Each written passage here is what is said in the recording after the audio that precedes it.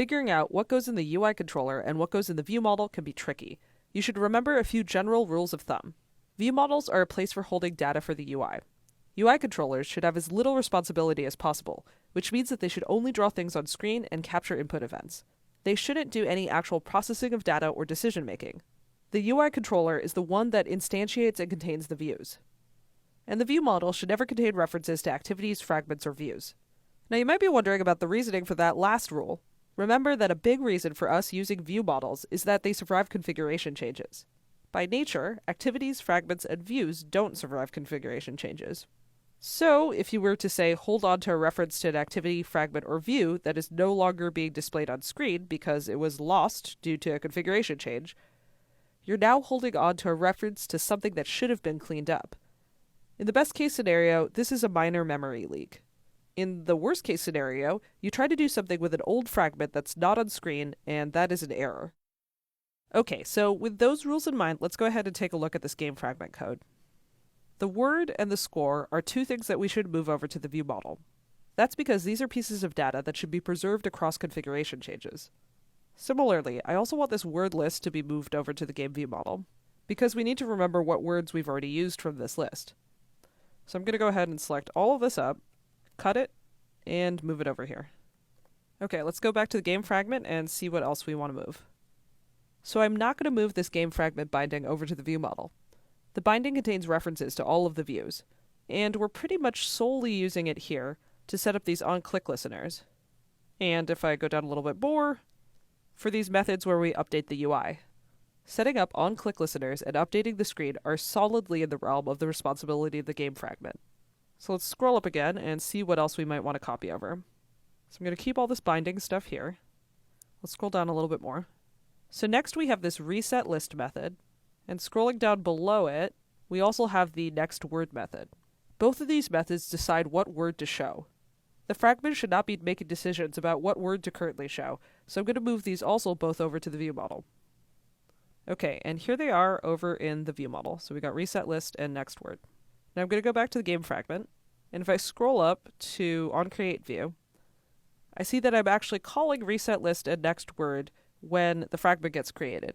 But I actually want to do this initialization when the ViewModel gets created and not every single time that the fragment gets created. So I'm also going to move these two method calls over here to the initialization block here. Okay, so now that I've moved these two over, I'm going to go back to the game fragment again. So back here in the game ViewModel, I'm going to scroll down a little bit, and I see the game finished function in the game fragment. It's a bit harder to decide where the game finished function should go. To some extent, it's deciding what happens when the game is finished. But what it does is it causes a navigation, and navigation needs access to a nav controller. And nav controller is found by passing in a view or fragment, which are things that we do not want in the ViewModel. So basically, any navigation that you do is going to need to be done in the fragment. And since this is basically all navigation here, I'm just going to leave it in the fragment. Scrolling down a little bit more in the game fragment, I see onSkipped and onCorrect. Deciding where these methods go is also a little bit tricky. We do need to call something when the button is clicked, but there's also a fair amount of data processing and decision making that need to happen. But this also results in the screen being redrawn. So I'm actually going to split apart the responsibility here. I'm going to make a copy of both of these methods, and I'm going to copy them over to the ViewModel. Now in the ViewModel, I have access both to the score and to the method nextWord. I'm going to go ahead and get rid of the private modifier in both of these. Okay, so now that I've done that, I'm going to go back to the game fragment, and I'm actually going to get rid of these two methods here. And I'm going to scroll up to where I set up the on-click listeners, and I'm going to call the ViewModel version of these two methods. And then as part of the on-click listener, I'm also going to call the methods to update the screen.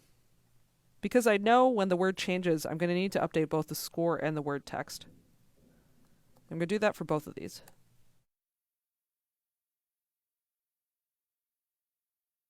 So now I'm going to go ahead and just do another scroll through the game fragment and see what's left.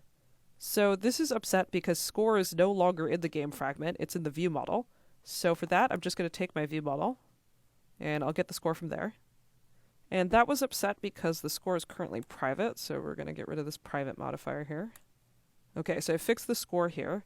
I'm going to do the same thing down here with word. So we'll get word from the ViewModel. And we'll also get the score again from the ViewModel. The game fragment's looking pretty good right now. Let's just see what's up with the game ViewModel. I'm going to scroll down. Okay, and I can see that in next word we're making 3 method calls. Game finished, update word text, and update score text. Now because in the game fragment on click listeners, I am calling update score text and update word text, I can actually remove them here from the next word method. The one thing that's difficult to remove though is this call to game finished. Remember that the game finished method is still in the fragment, and it needs to stay there because navigation is done from this method. And this is actually pretty tricky to resolve with the constraint that the ViewModel can't know about the fragment. For now, I'm just going to comment this out, but I promise that we'll come back to how to fix this. Okay, now it's your turn. Go ahead and move over all of the appropriate variables and methods from the game fragment to the game ViewModel. When you're done, you should be able to run your code. And everything should work the same, except that you'll notice that the game doesn't finish. But I promise we'll fix that soon. Okay, get to it.